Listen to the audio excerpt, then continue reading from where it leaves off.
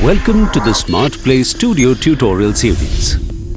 This series will help you get familiar with the Smartplay Studio and make the most out of its features.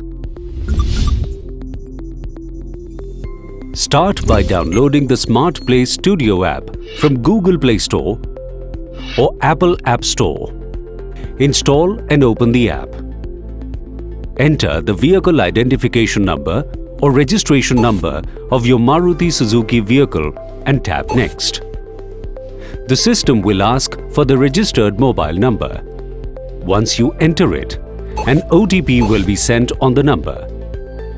Verify the OTP and the Suzuki Smartplay Studio app is ready.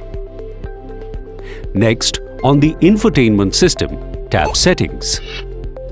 Select Connectivity Settings and open Smartphone Linkage.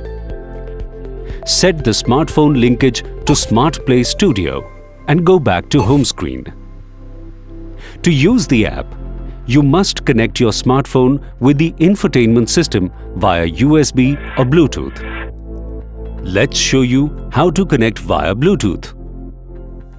Turn on the Bluetooth on your smartphone. On the infotainment system, tap the phone icon.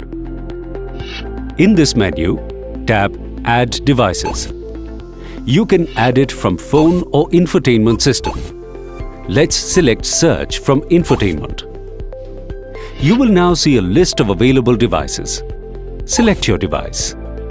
You will now get the option of selecting Bluetooth profiles. We will select them all.